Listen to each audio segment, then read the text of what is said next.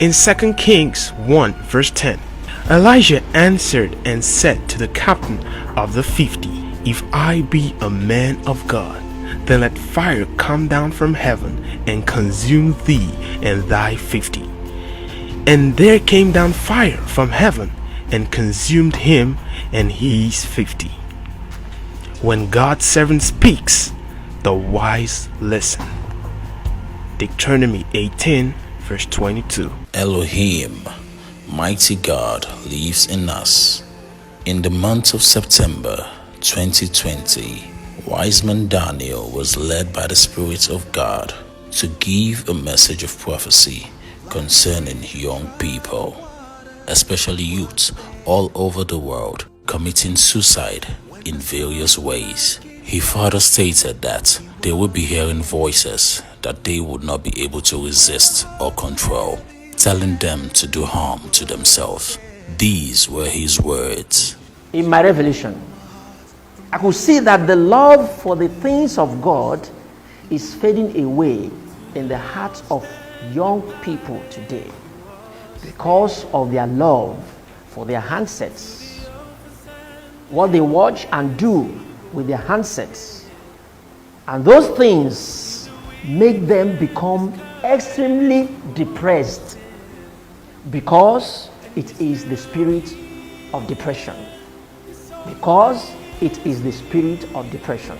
And what God showed me is that if young ladies, young men, young people don't return to God and begin to have heart for God, by next year 2021, mark my words, their love for their handsets or electronic gadgets will lead them to acquiring. Severe spirit of depression and thoughts of suicide will be common among young people. I explained further. I said here, they will be experiencing strong and irresistible voices telling them to carry out the following devilish activities of destruction on themselves. Telling them to carry out the following devilish activities of destruction on themselves. I repeat, telling them to carry out the following devilish acts of destructions on themselves. 1, kill yourself. A voice. You can't resist it. Only God can rescue you. When it possesses you, you see death as easiest way for comfort. It's a deceptive spirit. You want to go, you want to go, you want to go, you want to go, you want to go. When it enters you like this, you become hyperactive. You want to go, you want to go. You become, everything about you will be irritating you. Everything about your family will be irritating you. The next thing is death. It's a voice. God. Only God. I repeat number 1. Remember I told you, let me repeat here so that I take note. Severe spirit of depression and thoughts of suicide will be common among young people. They will be hearing strong and irresistible voices telling them to carry out the following devilish acts of destructions on themselves. 1, kill yourself by any means at your reach. 2, undress yourself and go out naked. Start misbehaving. This is mental problem or madness. This will be very common among youths. This will be very common among youth. This will be very common among youths. Take note of that. When God's servant speaks, the wise listen. Deuteronomy 18 verse 22. Such a sad week, the news of the death of rapper Ricardo Mercado, popularly known as Ricky Rick, just 34 years old, an extraordinarily talented musician. And we are losing so many bright lights in our entertainment industry. Cooley Roberts recently, and then of course before that, actor Patrick Shy. So real concerns this evening about what is happening and why we are losing people. Certainly Ricky Rick died by his own hand, as did Patrick Shy. But let's take a look back now at the life of Ricky Rick.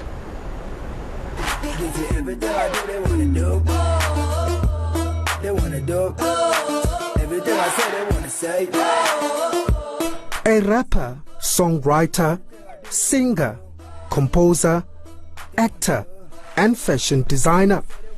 These are just some of the many talents that Ricardo Mercado will be remembered for. On Tuesday, the artist popularly known as Ricky Rick posted this message on Twitter. That's the last time his fans heard from him. Mercado was allegedly found by friends at his home, having died by hanging. News of his death has been received with shock. Industry peers and fans have been taking to social media to pay tribute to him, some even sharing their encounters with him.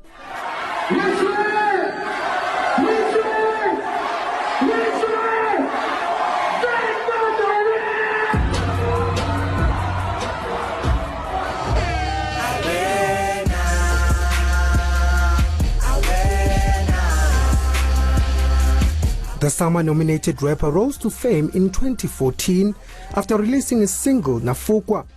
His debut studio album Family Values was certified platinum by RISA, the recording industry of South Africa. Mercado also founded the hip-hop festival Cotton Fest in 2019, which was set to make a comeback this year.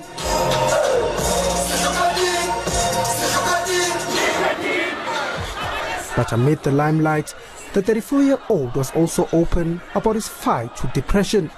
I've suffered from depression, chronic depression, And those things make them become extremely depressed because it is the spirit of depression. I've suffered from, a lot of mental anxieties that I don't like to share too much because it's like something I want to deal with internally.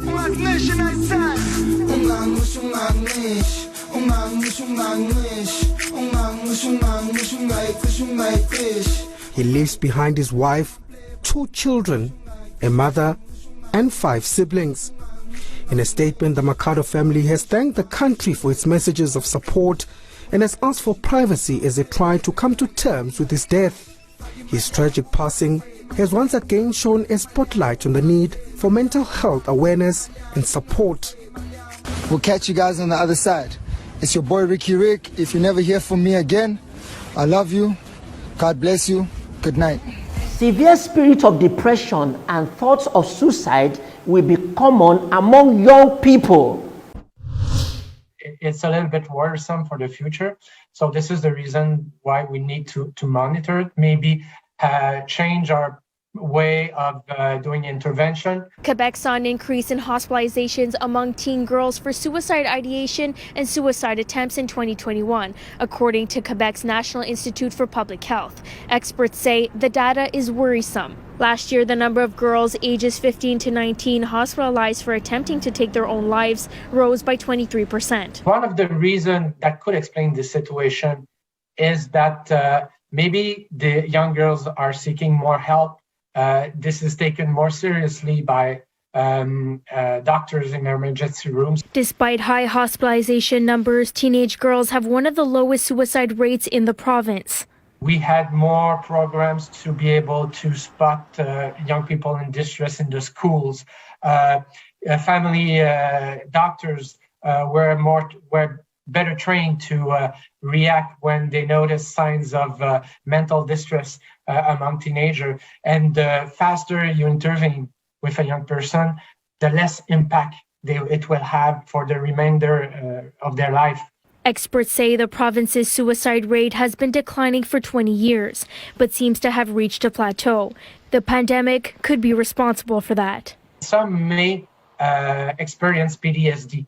This is something that has been experienced in other pandemics throughout the world. The Quebec government announced last week that it plans to invest almost $1.2 billion over the next 5 years to treat mental health and improve access to care. But experts say that's not enough. Even before the pandemic situation, mental health units and psychiatry units in hospitals were already at their full capacity.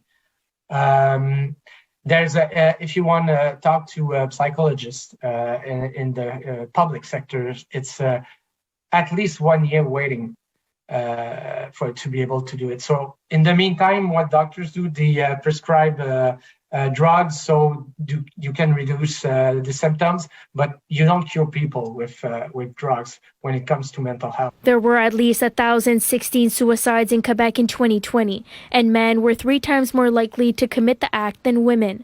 Men aged 50 to 64 recorded the highest suicide rate, according to the coroner's office. Experts say it's important to pay attention and speak to your teen. If you notice that suddenly their discourse becomes pessimistic, they have a big grudge against their life and they don't see a foreseeable future, those might be signs. If you have thoughts of suicide, call Suicide Action Montréal at 1-66277-3553 or text 1-855-957-5353. For children, call Kids Help Phone at 1-800-668-6868 or text 686-868.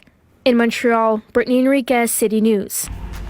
When God's servant speaks, the wise listen. Deuteronomy 18, verse 22. And those things make them become extremely depressed because it is the spirit of depression. A son to a couple who were killed in cold blood in Karura area, Kiambu County, was on Friday arrested as a suspect. Police said they arrested the son, identified as Lawrence Warunge, after he went missing since Tuesday when his parents, 2 brothers, and a worker were brutally murdered at their home. Now, Lawrence, a university student in the city, was initially thought to have gone to school, but it was established he had gone into hiding. He later led the detectives into recovery of weapons used in the murder. This story was produced by Gatete Njoroge. Immediately after the gruesome murders were committed, Lawrence is said to have fled to Naivasha. His mobile phone signal was last traced to Naivasha, but switched off for 2 days until yesterday, when he switched on the phone again in Thika, and later the signal traced to Kabete area. According to police, the suspect went to a relative's home in Gongoro area to seek refuge. It is the relative, an uncle to Lawrence, who blew his cover. Once he was arrested, he told the police that his parents were satanic and cruel to him. Since yesterday, police have been grilling him about the murder details, and today, after a long interrogation, Warunge is said to have made a confession. Investigators say while being interrogated, Lawrence confessed to killing the construction worker first by hacking him to death. He later accessed his parents' house through the rear door, using a bunch of keys, and killed his mother. He later killed his cousin Maxwell, who was rushing to rescue his aunt. Lawrence says he later went to his brother's room, where he also killed him. Finally, he attacked his father, whom he killed after he fell from a balcony and became incapacitated. It is believed that dispute over property was the motive of the murder. According to the investigators, the absence of any form of forced entry or exit in the razor wire that surrounds the compound shows the killer or killers were well known to the family. It is believed that they made their way into the house through the rear door, where they found Annie, the wife of slain businessman and US-based Nas Warunge, and hacked her to death by slitting her throat. The commotion in the kitchen drew the attention of the second victim, Maxwell Njenga, Warunge's 13-year-old nephew, who was confronted along the corridor and cut in the head and throat. Christian Njenga, who detectives say was killed and his throat slit on his bed, had just turned 13 on December 26, 2020. Police believe Warunge, the father, was in the master bedroom upstairs at the time of the attack. He rushed to the balcony on sensing danger and jumped down, where the killers caught up with him and stabbed him 34 times. And after being pressured further, the suspect agreed to lead the investigators to where he had tried to hide the evidence. He led the detectives to Jikaze in Mai Mahiu, and here the suspect, dressed in white protective gear, led detectives to where he hid the murder weapons. At this vast piece of land, Lawrence showed the officers a spot where he burnt some items in a bid to conceal the evidence. A knife, which had blood stains and which was covered in a piece of cloth, was recovered. Security officers kept vigil as detectives ransacked the area for clues. Lawrence is said to have come to this location at around 11 p.m. on Tuesday night after allegedly orchestrating the murders of his parents, a brother, a nephew, and a mason. The murders are said to have taken place at 8:30 p.m. The detectives spent several hours at this location before being led to this spot where there is a pit latrine. Lawrence disclosed that he threw some of the murder weapons inside the latrine. Detectives also picked a few items after demolishing the latrine. Sources close to those leading the probe say that Lawrence is being treated as the only suspect in the crime.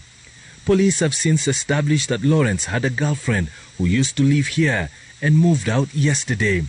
The caretaker says he used to see the two lovebirds together. Detectives are now looking for the girlfriend. Items recovered from the scenes visited include a knife, a pair of shoes, a pair of trousers, a jacket, a piece of paper, among others. It has emerged that Lawrence was not in good terms with his parents. At the end of last year, Lawrence went to a chief's office near their home and claimed that his parents wanted to bewitch him. According to police, his mother came and picked him, saying he had mental issues. The matter was never recorded, according to an officer aware of the probe. Tuesday's incident was the fifth in the family, according to police. And those things make them become extremely depressed, because it is the spirit of depression. Residents of Muiga town in Nyeri County woke up to news of the death of Daniel Mwangi, who had been found murdered at his home in Muiga. His murderers took nothing other than his life. It was then that the journey to find out who took the life of the 32-year-old businessman began. According to a statement by the Directorate of Criminal Investigations on Twitter, detectives have been following new leads in the case for close to 2 months. The first suspect, James Mahinda, was arrested on the 20th of this month in Githurai, Nairobi, which led to the arrest of 2 other suspects in Embu County. The 3, who were friends according to detectives, had been hired to kill Daniel Mwangi in December by his father Wangondu Kanini, a Nyeri businessman. Detectives are saying that Wangondu facilitated the first suspect, who was his driver, with 20,000 shillings to form a team to kill his son. And on the night of January 1st, the suspects, using a murder weapon purchased at Amoiga Hardware, killed the suspect outside his residence, having received information on the whereabouts of the victim by Mahinda. Together with another suspect, Charity Mushiri, the 4 will be back in court on Friday. They are in police custody following a miscellaneous application in a Nyeri court. Detectives are searching for a 6th suspect, Raphael Washira. Martin Monene, Citizen TV. And those things make them become extremely depressed, because it is the spirit of depression. To another sad story, and a man is said to have committed suicide after killing his girlfriend in Thika in the county of Kiambu following a quarrel. The two were students at an institution of higher learning, and neighbors say they had no history of violent arguments. For 2 days, neighbors in this residential plot in Majengo, Thika did not suspect anything unusual in one of the houses, until Tuesday afternoon, when a foul smell prompted them to knock down this door. Inside, they found the couple, both of them students at a university in the town, were dead and decomposing. Neighbors say they last saw the two on Sunday and they showed no signs of conflict. Kwanza niliangalia last scene ya dem, nikaona last scene yake ilikuwa towards 10:22, of which I thought maybe simu yake ilikuwa imepotea ama imevunjwa, kitu kama hiyo. Wakati lockdown nilianza Thika, mimi nilifikiria wamechukuana wakaenda Gishagi juu kumefungwa. Pengine msana sasa wamesafunga shule, nikafikiria wameenda nyumbani. Na kijana anaendaga kazini. Tulikuwa friends wa karibu sana, na singe expect vitu kama hiyo tokelezee kwa plot kama hii. Na vile anaonanga akiwa na roho yake akiongea kwa upendo, singedhani angeza fanya kitendo kama hicho. Initial investigations say the man stabbed the woman several times before taking his life. The incident has sent shock among residents, most of whom are students. Na sasa kwa vijana wenye tumejionea haya, tuache kushinda tukiuana. Mtu akiona mnaleteana shida na mtu, ondokea mtu, si lazima mkanishe na mtu. Hao ni wanafunzi, ni kama tu wanafunzi wenzetu. Tunajua kama mko kwa ndoa, mko kwa relationship, mambo ni kuongea. Si kutaka step mpaka unatoa mwenzako wai. Tumeona si haifurahishi kabisa. The bodies are at the General Cargo Mortuary and police have commenced investigations into the incident. Bridget, Ghana, NTV. And those things make them become extremely depressed because it is the spirit of depression. Murder and suicide incident which took place at Kamukunji police station here in the capital, Nairobi. According to initial reports, Constable Lawrence Ewoy shot dead fellow quick response team member PC Morino Achieng before turning the gun on himself, allegedly. Police are yet to identify the genesis of the conflict. KTN Crime and Investigations reporter Siraj Rahman Abdullahi has more details for us. Kamukunji police station in Nairobi. On Saturday night, officers from the Central Division's Quick Response Team embarked on their patrol like they always do. And it is around 9:30 p.m. that all is said to have broken loose after an argument ensued between some officers, including Lawrence Ewoy, George Gitonga and Constable Maureen Achieng, over an unknown issue. Alikuwa na argue na wengine wakiwa wamekaa hapa kwa gari. So karudi nyuma ya gari ya Land Cruiser, akakuja hapa mbele. Akapiga mmoja mkono na huyu msichana alikuwa amekaa kwa kiti ya passenger naye akapigwa risasi. Constable Achieng was rushed to Kenyatta National Hospital where she was pronounced dead on arrival, while PC George Gitonga is currently receiving treatment at Care Hospital in Eastleigh. Huyo kijana baada ya kupiga hao wengine alitoroka na bunduki na tukaweza kufuata. Tumemobilize askari wakafuata. Akawa anatoroka akaenda mpaka Kitui Road huko industrial area, akarudi Mudhurwa, baadaye akarudi mpaka hapa kwa police station line.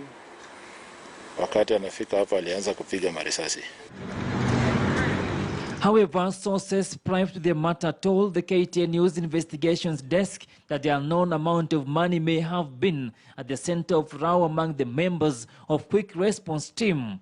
Following this shooting, it is alleged that Officer Ewoy fled the scene of crime with G3 rifle registration number 9708663, prompting a search operation that led fellow officers to Shauri Moyo area thanks to tracking of his phone. He, however, was nowhere to be seen. Ewoy would later re-emerge at Kamukunji police line with no uniform on, firing in the air. The officer responded and injured him.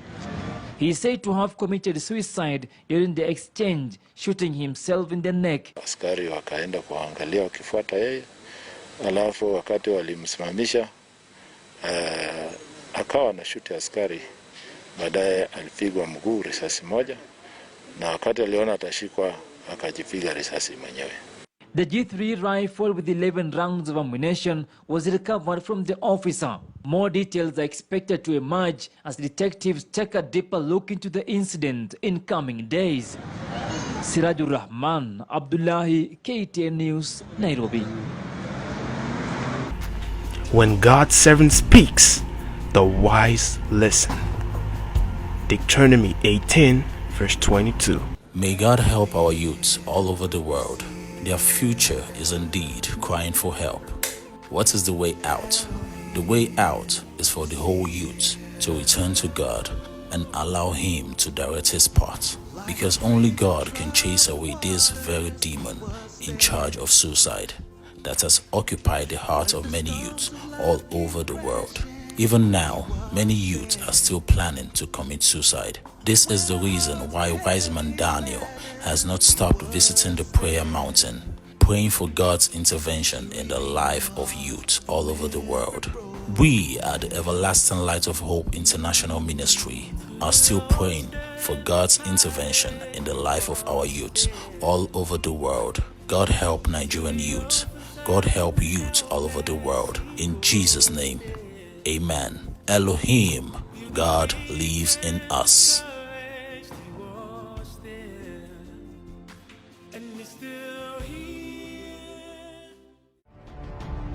Beware of fraudsters.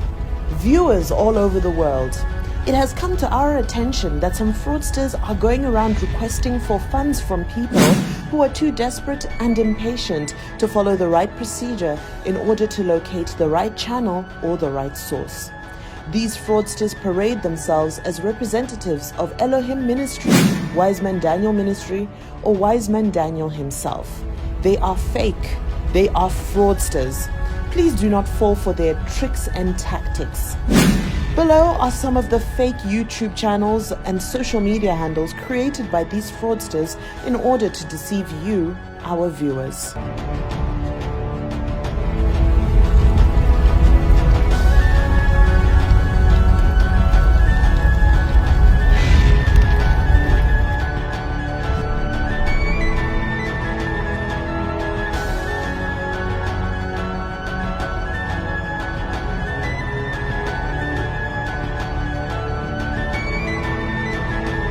These are our official social media accounts and contact details. Our official YouTube channel is www.youtube.com/c/Wiseman Daniel Ministries. Our official Instagram handle is Wiseman_Daniel Ministries. Congratulations, viewers all over the world. We are now on Facebook and on Twitter. Our official Facebook handle is facebook.com/Wiseman Daniel Official. Our official Twitter handle is twitter.com/WMD Ministries. Our TikTok handle is at Wiseman Daniel Ministries. Our official website addresses are www.elohimonline.org.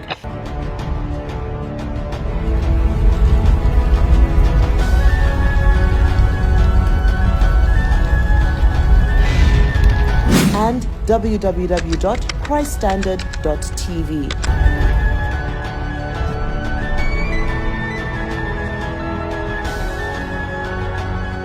Our official email addresses are info@elohimonline.org and info@christstandard.tv.